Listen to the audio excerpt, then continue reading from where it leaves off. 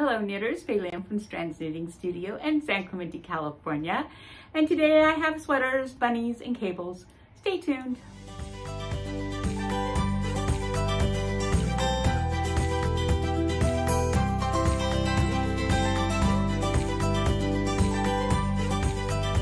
Class is next Wednesday the 22nd from 4 to 6, and it's the Learn How to Cable class.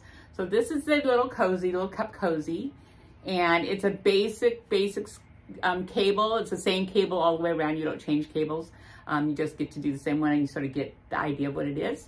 And it's just made to go over a cozy, like a cup or a water bottle. You can use a water bottle. You know, it's sort of just, you can make it longer if you want for the water bottle. And so yeah, just basic cables, and it's next Wednesday. Now, I actually knitted 2 of these because the first one I knit was really tight. It said to do it on a 6, and this is really tight. I can barely move it. It fit, but barely. And I don't like this. So I went up a needle size, went to a 7, and I did this one. So here is a lesson in gauge. This is the same number of rows, but 2 needle sizes. So you can see how this one's much shorter than this one. And then the stretch, you can sort of see what that stretch is like. This stretch is way more. So the gauge matters. This is why we're like, gauge matters, you guys, gauge matters. So, anyways, I would now suggest, and I'm going to change it on the thing. I said you needed a 6. Now I'm going to say you need a 7. I think the 6 is too tight. It's just too tight. So there you go. And you get to do 3 sets of cables on this. It's in the round if you know how to make, do magic loop. If you don't, we're going to do it flat. I have both of them written out, so you can do it either flat and sew it up, or in the round. If you know how to do magic loop, I suggest you do it in the round. But if you don't need to learn magic loop to be able to do this. We can do it flat. But you still need, it's still better to have a cable. Don't try to do it on straight needles. You really need a cable needle. The straight needles make it a little bit more difficult to deal with. So anyways, and you'll need a cable needle. So that's the class coming up next Wednesday on the 22nd, 4 to 6. And then the class after that is March 4th, and it's our sweater class. And here's the sweater. And here are the colors of our yarn that we're using. So this is a super bulky yarn. And Christine was actually on a size 10.5. So this knits up pretty quickly. It's not on a 17 or a 15 like our other ones were, but this is 10.5 is still a big needle with big yarn, and it still will knit up pretty quickly. So that's that sweater. So, and remember, on the sweater class, you're gonna come with a swatch, like a 6-inch swatch, like this. And then you're going to come with something that you have that fits you the way you would like this sweater to fit you. Not the sleeves so much, but the body part and the hips, you know, and how long you want it and that kind of stuff. So we can get the measurements off the garment instead of off your body.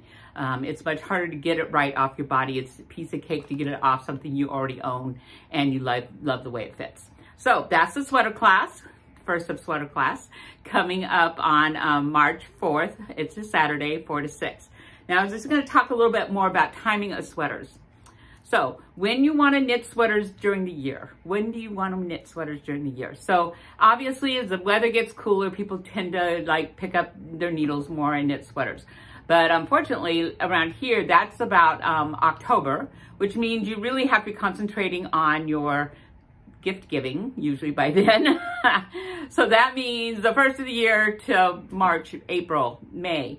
So it's very good to knit. See if you can get 2 or 3 sweaters. You can if they're bigger sweaters, or maybe a couple bigger sweaters, and then have one fine sweater, you know, sort of going on when you're down more on a 6 or 7 or something, in this time period for next year.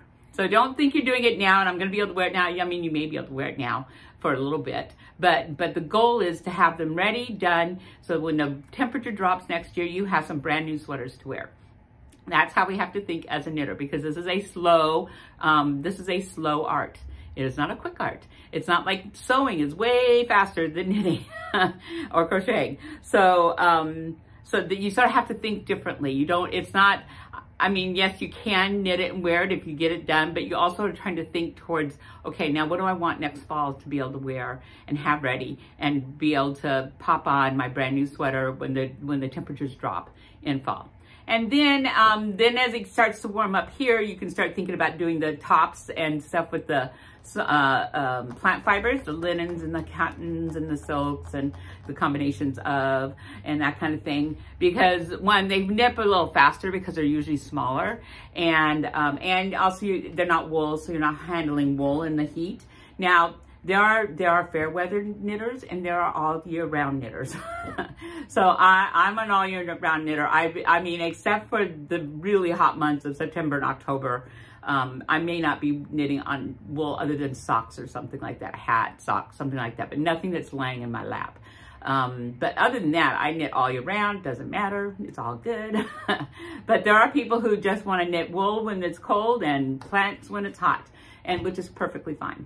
So, but just, you know, have your in your head, when do you want to wear these things, and be okay. Mostly it's just be okay that if you finish it before the season's over, you've just got it so that you can wear it next year and it's ready to go. So that's like instant gratification. Sometimes we have delayed gratification as a knitter, and that's okay, because I mean, part of the fun is just knitting the sweater. And then chances are you can wear it like once or twice at least before it's in the mothballs for the fall.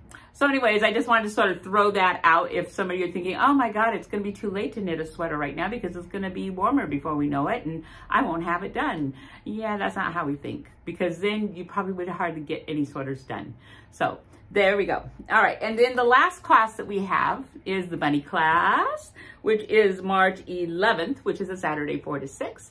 And this is the perfect little buddy class. I'm going to put up our class last year that did this class because it was fun. So this, you come to class with a square. You come to class with a square already knit up, and just any yarn, a DK worsted, and don't make it too dense. You're going to come down needle size some, but don't make it really dense. It needs to have some flexibility in it so that, you know, the bunny sort of molds.